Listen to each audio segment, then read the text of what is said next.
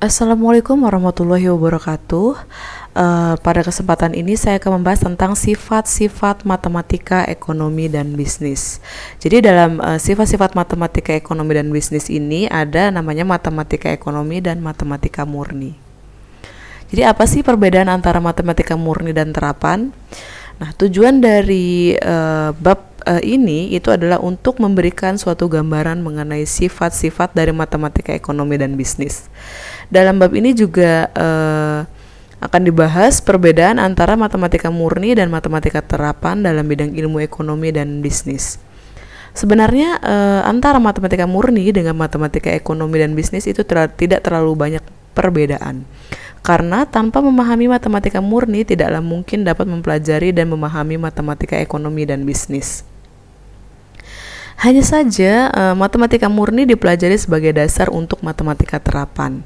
Namun dalam mempelajari matematika terapan ekonomi dan bisnis, kita harus memilih topik-topik matematika murni. Jadi misalnya topik-topik matematika murni itu misalnya adalah fungsi, lalu ada kalkulus misalnya, lalu ada deret, ada matriks, dan sebagainya. Topik-topik inilah yang penting dalam penerapan ekonomi dan bisnis. Dengan demikian, kita harus mempelajari dan memahami topik-topik matematika murni ini. Jadi, jika kita tidak mempelajari ini, maka akan sulit untuk mempelajari dan memahami matematika terapan. Nah, di sini ada perbedaannya ya. Dalam matematika murni itu penggunaan simbol-simbol pada variabelnya biasanya menggunakan simbol-simbol matematika yang umumnya digunakan oleh para ahli matematika, yaitu seperti di sini ya, huruf terakhir dengan abjad alfabet, yaitu ada X, ada Y, dan ada Z. Sedangkan penggunaan simbol variabel dalam matematika ekonomi dan bisnis itu biasanya dipergunakan oleh ahli ekonomi sesuai dengan nama variabel ekonominya ya. Jadi misalnya di sini ada P, yaitu price, artinya harga. Lalu di sini ada Q, yaitu dari quantity, artinya adalah jumlah, dan sebagainya. Ada suatu hal yang istimewa dalam matematika ekonomi dan bisnis, terutama mengenai penggambaran sumbu harga P. Dalam bidang kartesius itu yang digambarkan pada sumbu vertikal.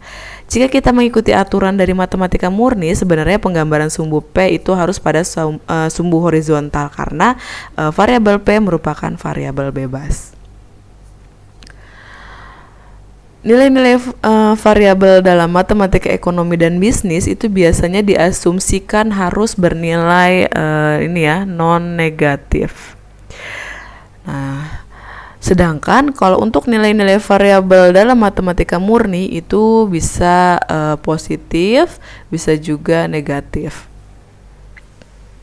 Dengan kata lain, matematika ekonomi dan bisnis tidak mengenal nilai variabel yang negatif. Jadi, secara geometri itu nilai-nilai variabel ekonomi dan bisnis hanya berlaku pada kuadran pertama. Nah, di sini selanjutnya kita akan membahas tentang teori ekonomi, matematika ekonomi, ekonometrika, dan statistika ekonomi. Nah, di sini kita akan bahas dulu, yaitu adalah teori ekonomi. Nah, teori ekonomi itu biasanya dinyatakan dalam bentuk kualitatif. Biasanya dalam bentuk kualitatif.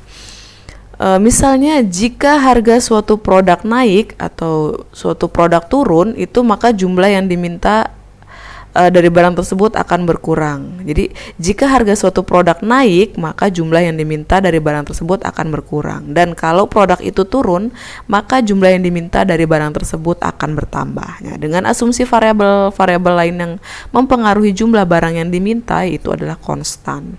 Jadi teori ekonomi itu hanya menyatakan hubungan yang negatif antara variabel harga dengan jumlah yang diminta. Nah, teori ekonomi sendiri tidak memberikan suatu ukuran angka atau numerik yang jelas mengenai hubungan di antara kedua variabel tersebut.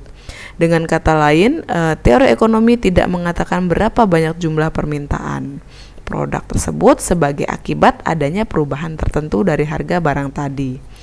Nah, selanjutnya, itu teori ekonomi itu dapat disederhanakan oleh ahli matematika ekonomi. Nah, itu kita sederhanakan ya. Tadi adalah fungsi Q itu sama dengan fungsi dari P. Dan kemudian diperjelas lagi menjadi persamaan linier, yaitu Q sama dengan A min BP.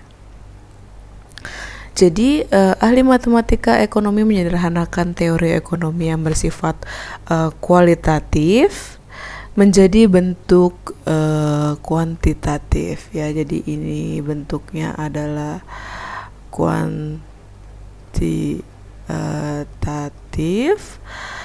Nah, jadi di dalam teori ekonomi menyatakan hubungan negatif atau terbalik antara kedua variabel tersebut. Maka dalam bentuk matematis dinyatakan oleh parameter B yang bernilai negatif ya, yang ini ya.